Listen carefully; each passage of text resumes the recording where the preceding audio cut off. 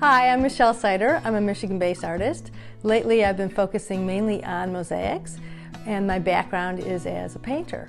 I grew up in Livonia and Southfield, Michigan. I then went to school at University of Michigan and then University of Detroit. I've been in Michigan my whole life. I started drawing and painting very young, and I just kept up. I loved doing it, and I just always wanted to get better and better and better, and every time I saw somebody's work that I admired, I wanted to emulate them, and I've continued until now. While I was in art school, I had an opportunity to take a class which helped people in the community. I chose to work in the waiting room at Mott's Children's Hospital. While I was there, I saw many children waiting to get cancer treatment. This was in the 1980s, and at that time, the prognosis for cancer patients wasn't very good. I decided to bring in pencils and crayons and paper into the waiting room, and the children just came to me, and we started drawing together, and I saw that they were drawing out their fears of what they were going to be going through or had been going through. And I became fascinated and decided that I wanted to use art therapy to help children. So I applied to a clinical psychology program, and I got my master's and then my doctorate in psychology. I worked mainly with children and families, a lot of cancer patients, and I used my art to help a lot of people, as well as talking in other means of communication. But I realized that art was a really powerful way to communicate with people. I started teaching actually when I was in what they call middle school, it was junior high then. I was helping out at a lot of camps, and I would teach other kids drawing and painting. I continued that when I was in college. I taught privately and at community centers, and then I started volunteering at my kids' school. I started an Art Smart program, and then I was hired as a high school art teacher. I taught high school art for 13 years, and I continued doing private classes throughout that time. The way it's influenced my art is it helps me to think about process a little bit more, steps taken, slowing down and thinking about the steps that I take to create my art. And working with teenagers was really fun. They have surprising answers and ideas and interesting creative thoughts that I would never have imagined.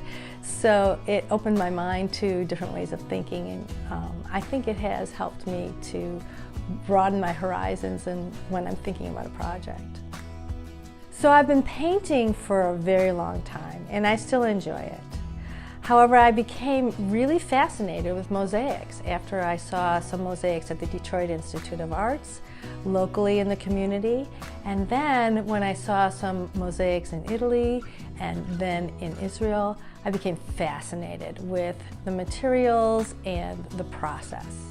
So I started creating some mosaics and learning with some people locally.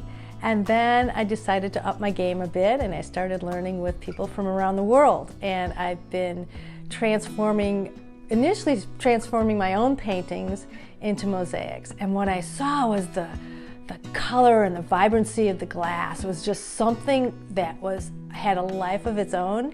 And it was so much more exciting for me than the original paintings. So I got hooked. It's great stuff, and I can do things with the mosaics that I now feel like is missing when I do paintings. I have always been creative. I have one of two memories that I think are my earliest. I was in my bedroom drawing, and my mom was really supportive of my art, and she bought me these little India inks. And I remember this moment because I spilled it all over my carpeting, so I remember that moment, and I got in trouble. And I have one other memory of being in the garden, and I figured out that the soil in our garden was very clayey, and I dug up a whole bunch of it and made all these pinch pots, and again, I got in trouble because I dug up my mom's garden. I can't stop creating. I am always thinking about how I can turn something into a painting, a drawing, a cool photo, or a mosaic. So I just walk through the world looking at the way light hits the leaves or how something is reflected in a certain way, and it's always going back in my brain somewhere, filing it away of a different idea. So that is happening all the time. That's the beginning of any project. Sometimes it happens by chance that I'll come upon something really cool and then I'll have an idea that I want to do something, or I decide ahead of time I want to do a project focusing on reflections in glasses. I had been doing that probably for the last 3 years. I have been taking photos at restaurants and cafes, at home, different lighting, looking at different ways the light will hit the liquid so that I can work on my next mosaic focusing on reflectivity. So that's the first step. I'm looking, I'm photographing, and then once I decide I really like a photograph, I'll start drawing.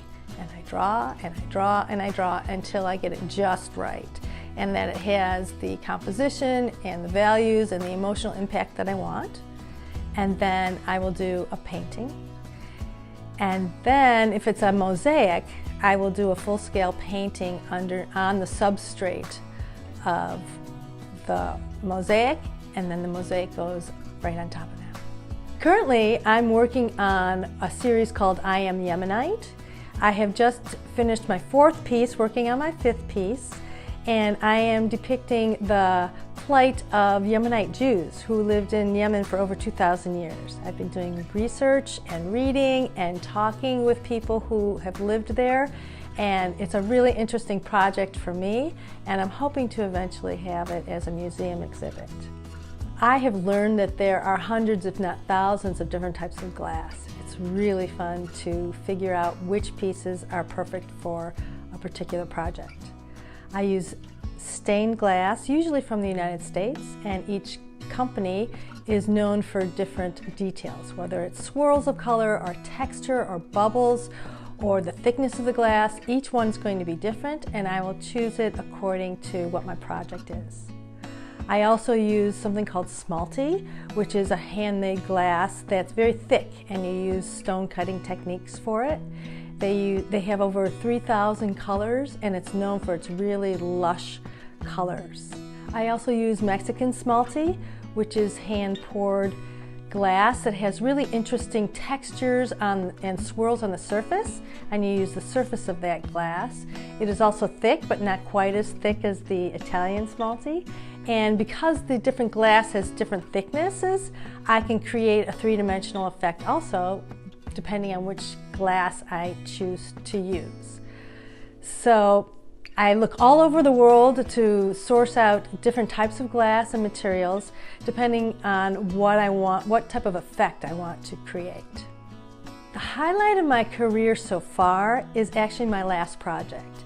This I Am Yemenite series is something that I really sunk my teeth into. It's historical, it's interesting. I'm talking to museum directors, historians, and people who've lived in the country, and to tell a story about a people that not many people know about, and to create something large like a museum exhibit is something I've never done before, and it's very exciting for me. Another project that I'm working on concurrently is Reflections. I started about 3 years ago, where I started looking at reflections in liquids, and I thought it would be really fun to show reflections created with a reflective material of glass. I started out with cups of coffee and the reflections in the cups of coffee, then glasses of wine, transparent glasses. Then I went on to challenge myself with ice cubes. I did some whiskey glasses with ice cubes in them. Then I moved on to steam, creating steam with glass. And then I moved on to moving bodies of water, creating images of boats and birds and nature and all sorts of different things reflected in water. And I've gotten a bunch of commissions, actually, people asking for their favorite views or something that's very relaxing for them on water created with glass mosaic. So I'm having a whole lot of fun with materials and playing with them, setting them at different angles, and it's really a fun thing to do.